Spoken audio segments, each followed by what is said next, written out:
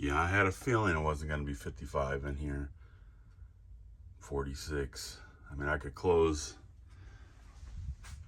the door and see how warm it gets in here, but I'd be willing to bet it's not going to get up to 55. Well, this is with the door closed. It's a lot quieter, but there's not much light. So I am going to see if the temperature goes up a little bit while the door is closed. Actually, it did go up just like 1 degree real quick while the door is closed. So maybe there's some truth to that. Maybe I jumped the gun. Anyway, what's going on, folks? So we're here Sunday morning, and really didn't get a lot of stuff done yesterday. So I'm going to try to finish my pictures to get some stuff listed today, because that's very important if you want to sell items on eBay. And I don't have anything going on as of right now, probably because I haven't really listed since last, I don't know, Wednesday or Thursday or whenever it was. So definitely need to get some stuff listed today so I can get some sales going. But other than that, I don't really have much going on. I was kind of thinking to myself, like what kind of content I want to be doing as far as on this, and what's going to keep people entertained. And originally, like I said a few posts ago, like I was kind of losing motivation to kind of post some reseller content. But I think it's not so much the content or producing it. It's like, well, it's like the editing part of it, and it takes a lot of time. So I figured, why not? Like, I didn't know really what I should be doing, because if you look at my earlier videos, they're they're not very good. Well, like mine are very good anyway, but they're kind of cringy. And I was kind of learning YouTube and editing and trying to do different stuff to get views and that kind of thing. But should I be doing what sold videos? Should I be doing what did I buy at the thrift store? What did I buy at the yard sale?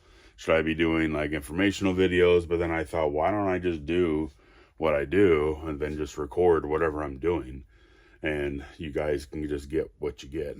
And I think that's probably the more honest thing, the more maybe entertaining thing, and it probably will lead to less long, boring videos. And but yeah, I think that's what I'm going to do. So today is a get what you get day. Not much going on, like I said, Sunday morning, and I'm just going to get some listing stuff done, but that's about it.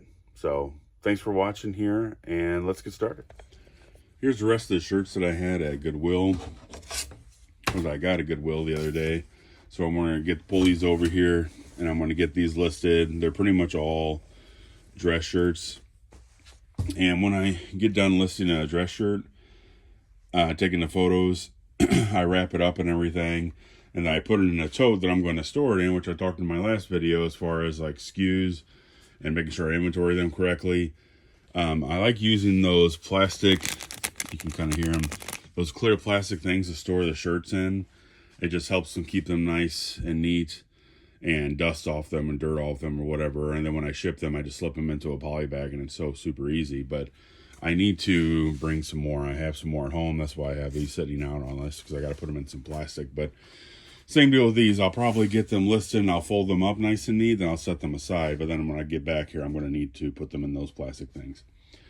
The other thing that I purchased, which I think I'm going to really like, and I had something similar to this at home that I use yardsticks with just to get a quick measurement.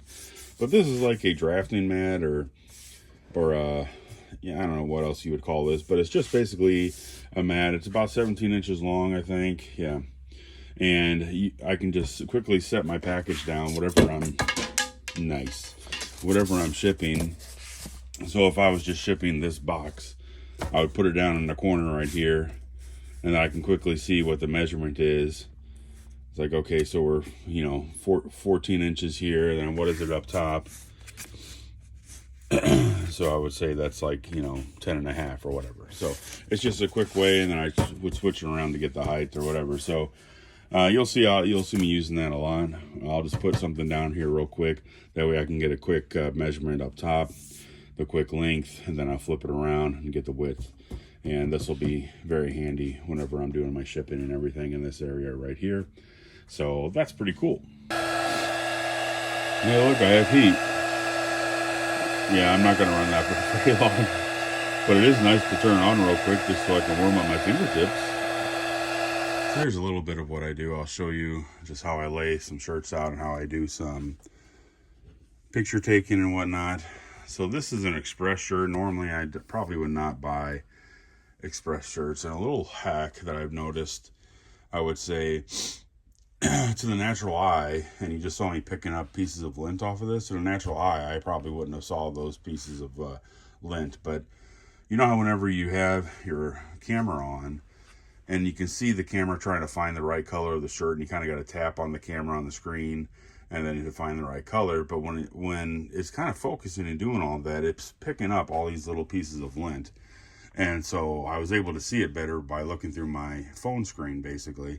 So that's kind of a little hack you guys can kind of do. It kind of helps you kind of see blemishes and stuff a little bit better on your shirts when you get them laid flat out. So I pretty much lay it flat out like this. And I'll take like an overview picture. There's my light right there, which we're up to 49 degrees, so I'm happy about that. So, and then I'll take an overview picture, and this is kind of how I lay out my dress shirts. If they're long sleeve like this, it just looks better on the main picture. Put a sleeve like this, put a sleeve like this. If there's usually a pocket here, I don't want to block it, blah, blah, blah. So we'll take some pictures of this real quick. And then when I'm done with that, I'll move the sleeves. And I'm going to get a different kind of ruler for this, but I'll lay this stick across here.